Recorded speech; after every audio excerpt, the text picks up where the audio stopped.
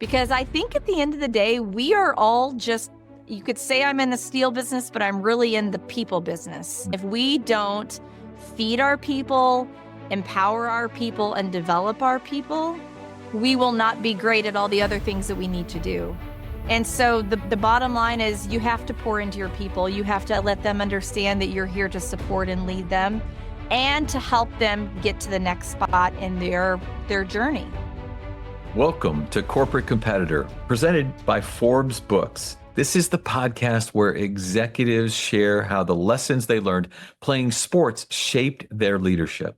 We've had executives like Chick-fil-A Chairman Dan Cathy, who was inducted into the National Wrestling Hall of Fame, Bank of America CEO Brian Moynihan, who played rugby at Brown, and today we have Tabitha Stine, who joins our show. Tabitha is an executive at Nucor, the largest steel producer in the United States.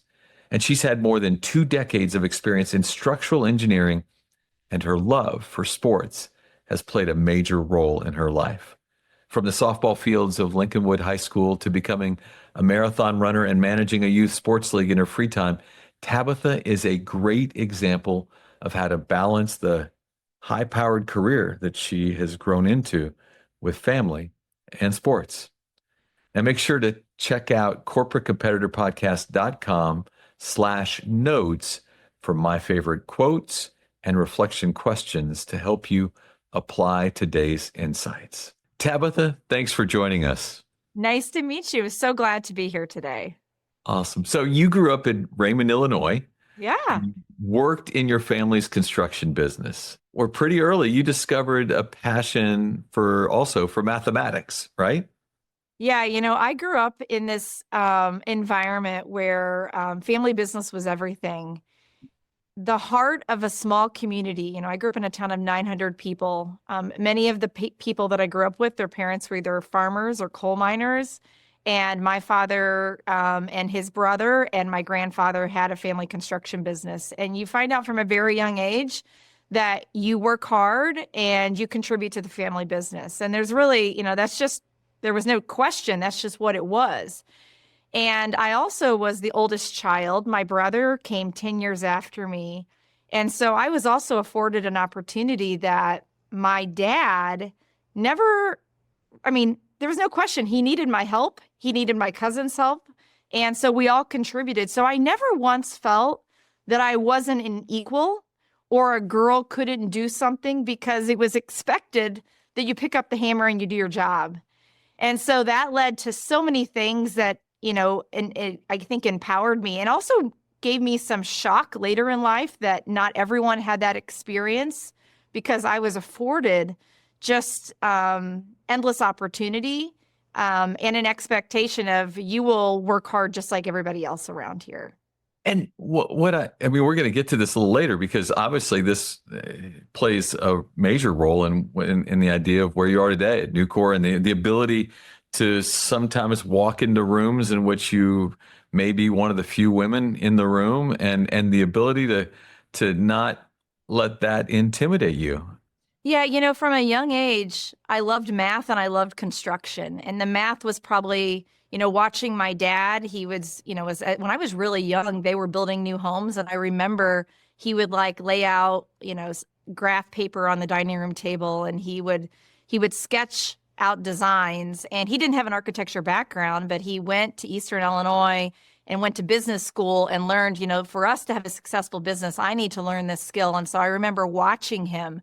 He would get out, like what looked like a tackle box of equipment where he'd be drawing and sketching and doing math. And I just had this fascination. But I also learned, family business is challenging. Anybody that tells you different probably hasn't really experienced it. And so I kind of had this junction in life of, do I want to stay in this family business? I love construction and I want to go into math. And I remember my small town high school. It was very strange. I didn't know what a civil engineer was, but I remember scoring well on some, an assessment test that we had to take. And it said, you would be great in engineering. And I said, I don't even know what that is. And they said, well, let's order a brochure. And I remember coming back like 2 weeks later and they said, you should be a civil engineer. And I thought it was so strange. And I said, you know what? Let's apply. And at the time, again, we didn't have a ton of money, and there was a scholarship and opportunities to empower women in engineering. And I said, oh my gosh, let's follow the money and let's see if it works out. And I haven't thought a minute about it since then, because it's been so fantastic and such an opportunity that I'm so glad that it led me to this path. Well, but I'd love to just play through the path for a second. Obviously, we talked about what it might be like to walk into a room in which you're a distinct minority. What have been the biggest challenges you faced as a woman in the steel industry, and how have you prepared yourself to overcome it? What can I learn from you about overcoming perceptions? I've never once sacrificed who I am. And so I think the biggest challenge that sometimes women have, or any minorities, is they feel that they need to assimilate or acclimate and be like everybody else. And I think it's no question that I bring a different set of skill set, a different background that makes me who I am. And I've never once came into a room and said, I need to be in the shadows. I need to be in that room with my voice. And so I've always felt that I have the confidence, but at times it can take your breath away. It never goes away that when you walk in that room, particularly in a really large room, that you're the only female or the only one who's a minority. And I've kind of told myself, you know what, you've earned this. Don't lose your confidence and continue to have a voice. And so that has kept me tried and true, that don't sacrifice who you are, and really don't hesitate to own who you are and to advocate for those who aren't allowed in the room yet. And so I will tell you, I did not have the same confidence maybe 20 years ago, but I keep reflecting on, again, how I got here. My dad, who I think is the foundation of so much of who I am today, always gave me the hammer and said, you can do this, and never treated me any different than my cousin, who was a boy the same age as me. We just were expected to work hard and do that. And as I sit in rooms with steel executives and I look around, I realize, like, there's nothing different between me and them. And I've earned my spot, and I should have a voice in the conversation. Yeah. And so you mentioned something there. I want to dig a little deeper on it. I can't wait to get into sports with you in just a second. But you talked about the importance of not just owning who you are, but also advocating for others. How has that played into what you're doing, and how what is that? What does that look like? What do you what can you teach me about advocating, mentoring others? Yeah, I think with great opportunity comes great responsibility. There is no question that everything that I'm doing today is because there's someone who came before me who carved a path. However, there's so many men who've stood up in this profession and recognized something in me. And I would say that there's probably 3 mentors in my life who in this professional career have saw when I maybe was being shy and tapped my shoulder and pulled me along. And what I realize is there's so many people that I have the ability to carve a path for, male and female, that may not feel that they're like everyone else in this room, and how mentorship can really change them and bring them along. And so I think that's my opportunity. Is I can't do this role in just the day-to-day. I have to spend time, be intentional, mentor, and make sure that the room looks different when I leave and when I retire than when I came into the room. Is there a practice? Is there a way that you enter into mentoring? Like, is there something you try to do, maybe ground rules you set up when you get into an opportunity to mentor someone that I might learn from?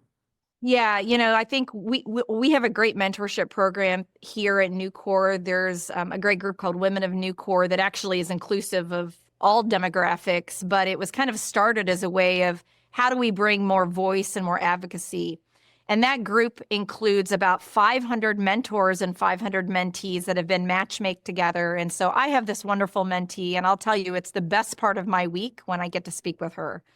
Because I realize, like, the challenges she's going through, I'm almost looking in a mirror And it's almost like if you could write a letter to yourself that you had opened 20 years ago, what would it say?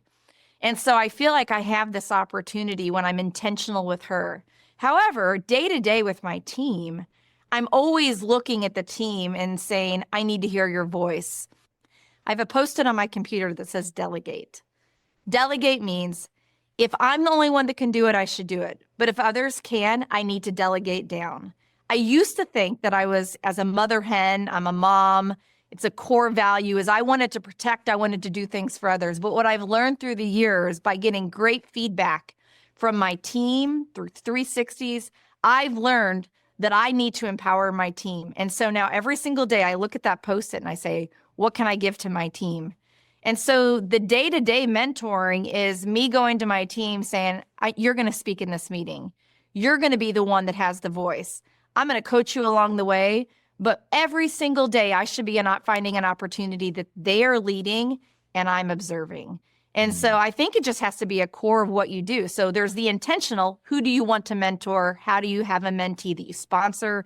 It's so awesome to do that. But in the day-to-day deliberate action of your work, how do you continue to empower and delegate a team to really lead on their own? You know, I have two really great takeaways from that answer. One, that there probably was a moment, and I'd love to explore it with you, when you realized that. Maybe was it a results of a 360 where you realized I have to do this, but then secondly that you actively put the word on your monitor, right? That you actually you put a sticky note on your monitor with the word to remind yourself. I love that because I think that that's sometimes we know that this is something we should be doing, but we forget and we don't put reminders for ourselves.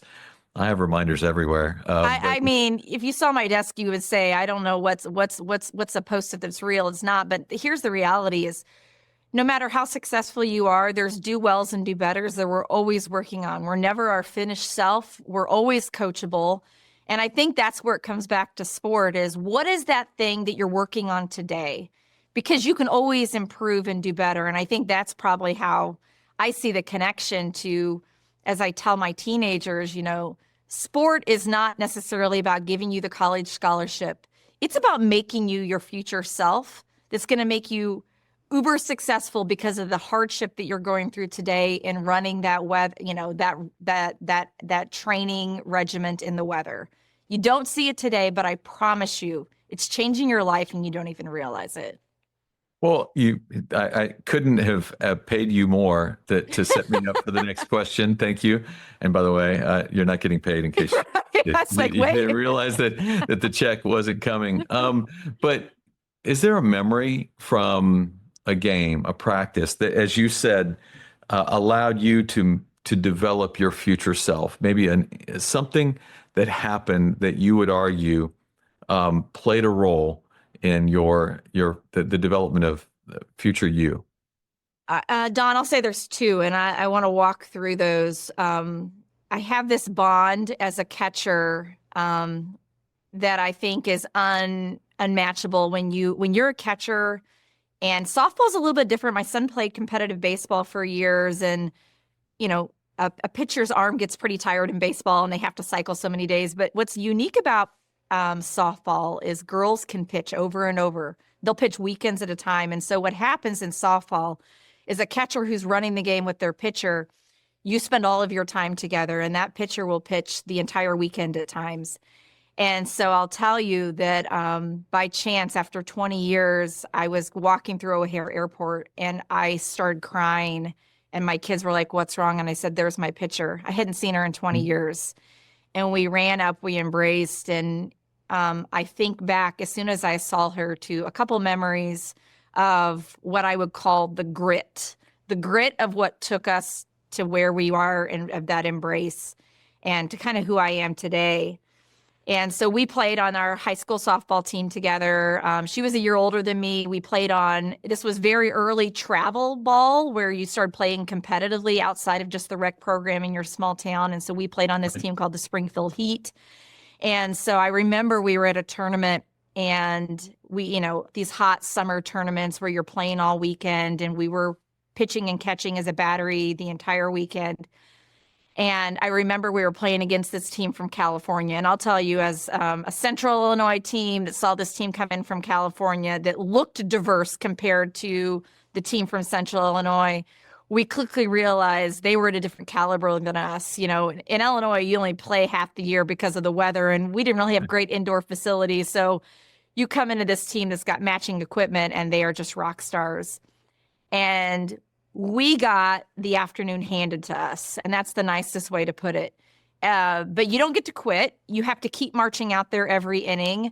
You're praying for a run rule or a slaughter rule that doesn't exist, and you just keep marching forward. And I'll tell you, the memory of that game has not left me, and it really taught me that you can't quit. So win or lose, the losing sometimes and the hardship is really what carries you through what I would say dark days at times, and saying, if I got through that, what can I get through? And I also remember the great times. I had a wonderful volleyball coach that has now been recognized as a Hall of Fame coach.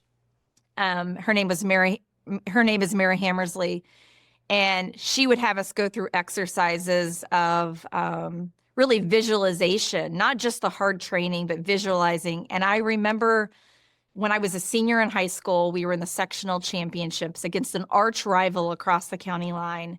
And we were playing in that sectional championship, and the gymnasium was packed. And at the time, there was no cell phone video cameras, but there was a mom on the team who would have like the big VHS camcorder, and she recorded every game so that we could watch film at the next practice. And so luckily, that's one of the things that I still have. And so that memory is allowed to be reinforced because I have the video to support it. But that game, the volleying back and forth, the game-winning last point was a 27 volley play. Wow. That, as I've showed my daughters who've played volleyball since then, there are so many times that you can see players doing all they can to lay out their body and really just wanted to quit, but they would just throw an appendage out to save the ball, and it would go into the net and you would save the ball. And 27 volleys later, we got the point and were able to win the game. And that is a core memory for me of remembering I was not a tall person. I'm 5'6", but I was front middle blocker. So again, small towns, you just do with the assets that you have. You don't have this big recruiting base or anything. So I was front middle blocker, and I can just watch myself in that video, digging out plays that I could see that I just didn't have the energy to continue to do. But here's the thing, that experience reminded me that I'm not alone in this. This team is relying on me. And that has carried me through so much of winning that game, because every single person contributed in a unique way that gave us that experience of being able to kind of look back 30 years later and say, oh my goodness, like that moment changed our lives. We all gave in a way that we didn't even know we could. And so from the first story of resilience through losing, through resilience to winning, all of it matters. And it's the foundation of everything we do on a day in and day out basis today. Before we continue, I want to remind you that if one of your 2025 goals is writing a book, but you don't know where to start, I'm here to help. In my new role as publisher at Forbes Books, I'm working alongside a world-class team to guide aspiring authors like you through the process of getting published. Whether it's a story, a big idea, or a project close to your heart, now's the time to make it happen. Just visit forbesbooks.com/Don to get started. All right, first question. When you pulled out of VHS tape and you showed it to your kids and said, "Hey, we're going to watch this," first question, did they have any clue? First of all, there's eye rolls involved with teenagers. So as you can imagine, these VHS have now been converted to digital, but just good. listening to them and watching this pixelated depiction of also me at their age, Right. And so giving them this snapshot of not a photo anymore, but man, this was me in your shoes. Right. And it's hard, as you can imagine. Anytime you're a parent, kids don't want to listen to their parents. Their parents are usually the most uneducated one in the room.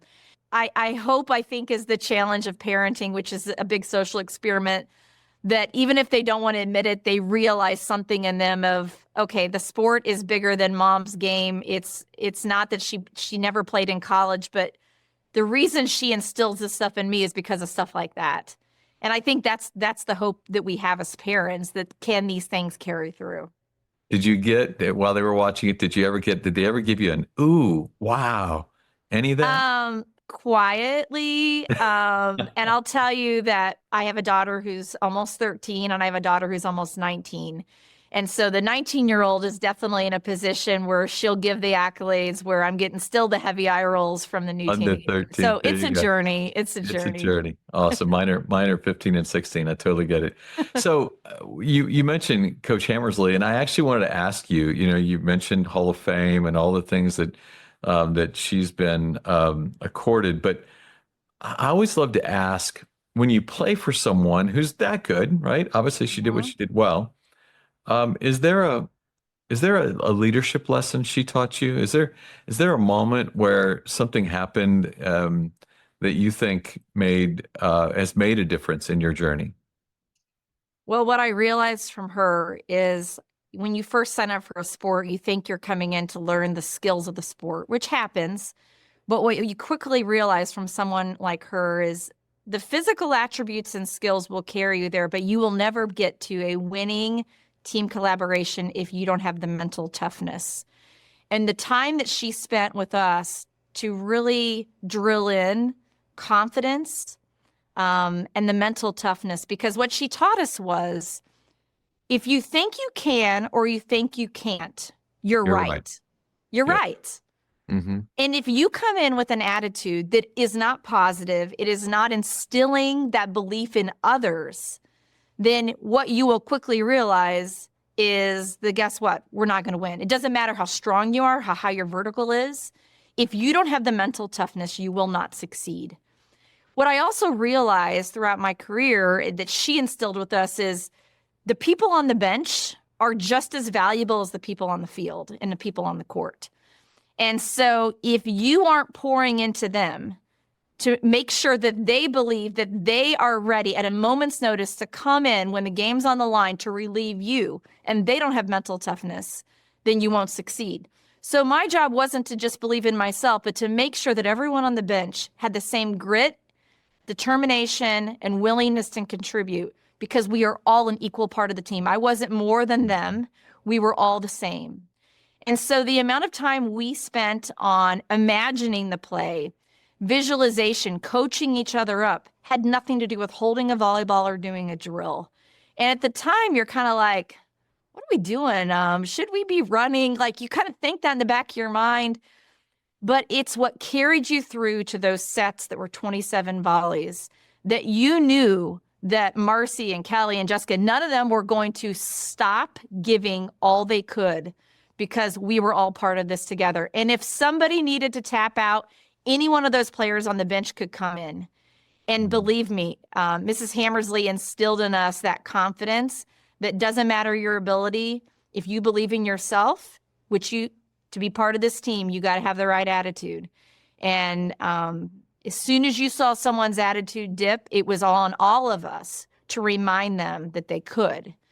And I never once thought that when I was entering sport that it was anything more than physical. But what I quickly learned is it's more mental than any physical ability that you have.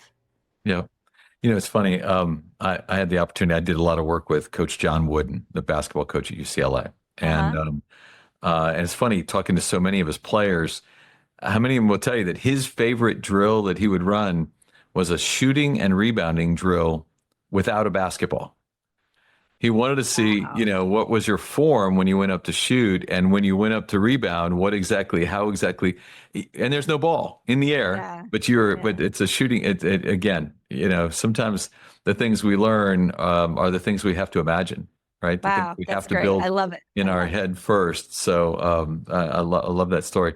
I want to go back one answer because there's a note that I made to myself. I went back and just highlighted it. Was this idea that when you were on that volleyball team, that the importance of the bench and the Uh-huh. importance of keeping the bench engaged, keeping them. Um, how do you do that corporately? How do you do that in a business environment? How do you keep your bench engaged? Well, as I think about that team that I was on, I remember at the beginning, our Coach Hammersley, every year we had like a team theme shirt, a t-shirt we got first day of practice. And it always had, at the time, I'm sure a teenage eye roll, a quirky saying, and we're like, what does this mean this year? And I remember, and this is before, great graphics. So these t-shirts are kind of funny. Now, if you look at them, but it said TEAM with a period. And that year, the theme of our team was team. Together, everyone achieves more. And so she always had these fun acronyms that would kind of go along with different things. And that would be the identity of our team that year. And so as I think about how that correlates to what I do at the time, that team was identifying what is our mission? What is our culture? Everything we did would layer back to what it said on that shirt. And we would kind of reinforce that through team discussions, through our post-game films, like what could we have done differently as a team? But every year there was something like that. And so as I think through an exercise that I've had recently, about a year and a half ago, I took over a new role at Nucor, and I came into a situation and I looked around and I said, what is everybody doing every day? Like, their mission of what they ladder back to and they point to on the wall? And at Nucor, we have a broad mission of what we're Mhm. trying to do as a corporation. But I said, well, as our team, what is our identity? And I said, you know what? We need to stop what I call the firefighting of just getting the work done. And we need to spend deliberate time to identify what is the identity of our team. And we called it we're kind of like a division. So we said, what's our division identity? And we spent about 6 weeks, not me and a manager in a room figuring it out, but every single person in the team unpacking what are the values that we bring to the team? What are the things that we bring to the company?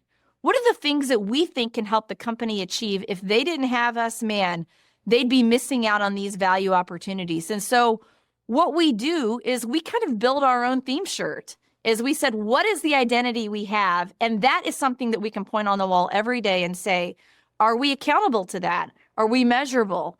Are we confident to that? And I'm a big, firm believer that you are not going to own your identity if you're not part of crafting it together. I want to chase that one just a little bit more because this idea of developing an identity, but you also made a point, right? New people come in, Mhm. and one of the things that probably the greatest opportunity or change that occurs in any culture is the addition or subtraction of teammates, right? Right. They're going to bring with them something, and it can affect the culture that you have. Um, so your coach gave you a T-shirt every year. Mhm. Yeah. Do you re-engage on this concept about the team's identity more often than just once, or will it be something that's kind of will it be alive? Yeah, I think anytime we work on this, we have to have a deliberate discussion that this is a living document. Right. So it's also a living identity because the world around us, as much as you wish it wasn't or can't you think you can control, there's only small things you can control, but the world is always evolving around you. Your team is also evolving around you. And so to think that your identity still is what it should be over time is probably misaligned. And so it's a really important time for us to kind of look back probably on a 6 to 12 month cadence and say, is this still who we are? Mm. We've got some new capabilities on our team. We brought some stuff in-house. We've got some new priorities because of what's happening in the market. Do we all agree that this is what we're going to ladder up to and defend every single day? And so it has to be a living document. So anytime we go through these discussions with our team, bringing people on, we always ask ourselves, does this still ring true? And to be able to have a vulnerable discussion, everyone that's around the table has to have a voice because you got to be able to empower a teammate to raise their hand and say, I don't know about that. You can't have a situation where people leave the meeting and go talk and go, that doesn't feel like us. It's got to be an environment where people feel confident sharing their voice with no retribution, that they are allowed a voice and they are empowered to speak up so that we can make sure that we're all, marching to the same drumbeat and can get behind the same message. You mentioned that your leadership role is not too long. I mean, you've been doing it for a couple of years. How do you come in and establish that vulnerability, that willingness, that openness to actually have people believe? Because intuitively, human nature says that's what they say. But the second I say something, that is a career limiting moment, and I'll figure it out pretty quickly. How do you as a leader establish that? The thing that I recognize in my years of kind of evolving leadership is you come out of school with a trained skill, and somehow your thought, and I see I have twins who are freshmen in college, they kind of think they're making a decision today of what they're going to do the rest of their life. And you kind of joke and you're like, you're building a foundation. That foundation, those technical chops really matter. But what's going to get you to maybe your end game is the leadership that you grow throughout that technical, execution. And so what I've recognized is I've been put in an opportunity to lead a group, not because I'm the technical expert of that topic, but because I'm coming in as a leader. So I'm not coming in with any expectations that I'm knowing how to do their job the best. But I am coming in to build a strong team that's going to empower them to use their skills to the best of the ability. So the only way to do that is to come in with no agenda. I'm coming in for the first 100 days and I'm going to listen to you. I'm going to be vulnerable. I'm going to be open to kind of hearing what's been working, what's been not.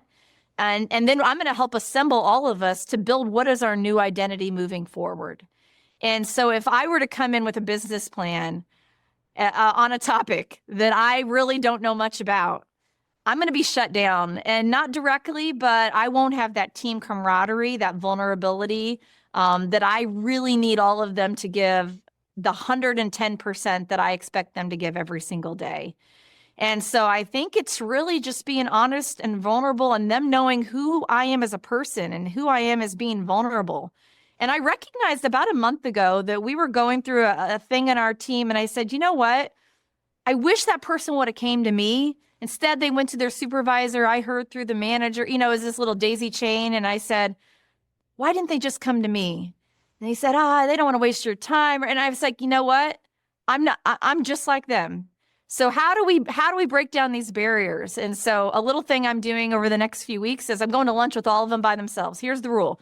You pick the spot, you pick the day, and we're not going to talk about work. We're going to talk about life.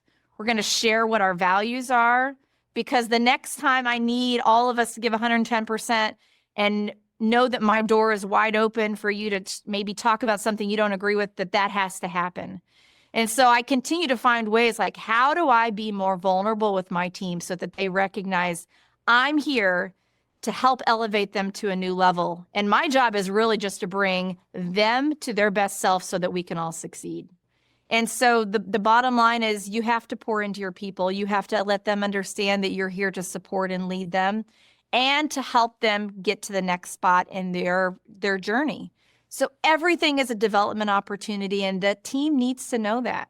So you coming in and being transparent that I'm going to help you succeed, not just in the tactical work we need to do, but I'm going to help you succeed in your career. I'm going to help get you to that next spot. These are things that the team needs to hear, and you need to be open about. If you come in with just your own agenda of what we're going to do, then the team is just like, I'm just here to help that person succeed, not myself. And so I'm always a big fan of, you have to turn the tables. And how are you putting your people in a position to truly lead and succeed? I love that, that everything is a development opportunity. I think that's a really important message. Again, it's part of vulnerability. It's part of that willingness and that understanding that sometimes people have to make mistakes, and that's the only way we're gonna plow forward. I'm a big fan. I've circled all kinds of notes here. Pick up the hammer and do your job. I love it. Thank you so much for taking time today to be a corporate competitor with us. Thank you. I've really enjoyed the conversation and really excited to share this with our team. And again, this will be part of our playbook for our next identity, is how they continue to pour into people that they work with. What a fantastic conversation. And Tabitha was so gracious with the way she offered the stories that she did. They were so full of life. And I took three major takeaways from the conversation today, and I want to go through those real quickly with you. The first, I love that story about her father growing up in a family business there in rural Illinois, and the idea was that that because of where she sat in the family pecking order, that she was needed, and that he needed her to step in, and just alongside of her male cousin who was about the same age. The requirement was, and I love the line, pick up your hammer and do your job, right? Pick up your hammer and do your job. What a great lesson, that it doesn't matter if you're on the team, if you're in the organization today, pick up the hammer and do your job. It's the blessing of being raised in that situation, but it set up Tabitha for a lifetime of success, a lifetime of understanding that it didn't matter what room she was in. Her job was to pick up the hammer and do her job, right?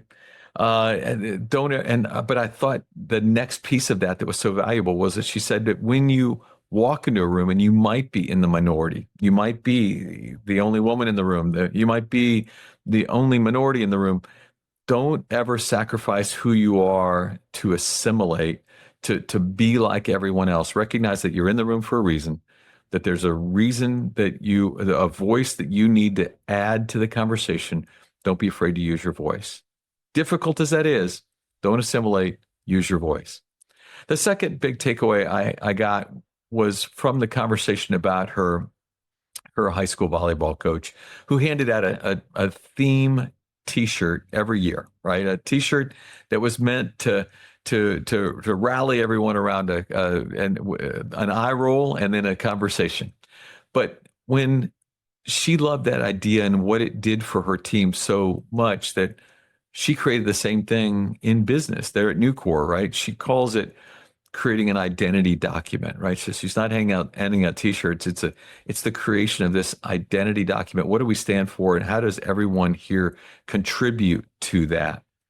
But I loved that she pointed out that this document, your identity changes as your team changes, and you need to revisit the document regularly. You need to not just use it as part of your onboarding with new team members, but also be ready to make adjustments as the world and your team changes. And my third great takeaway, I loved the concept of her putting a Post-it on her computer screen, on her monitor, that just said the word delegate. Reminded her that there are things that as a leader only she can do, and those things she must do.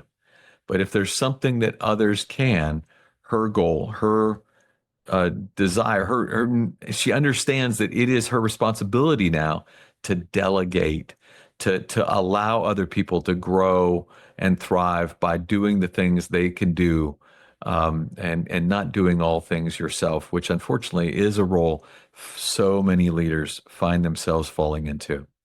I gained much today. I have notes that I will be taking advantage of here in the near future, but I hope you did as well.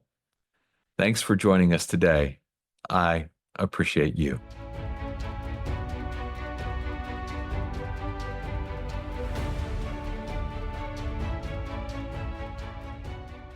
You ready? Ready. Remember, you had to be a one-take wonder, no pressure. No pressure.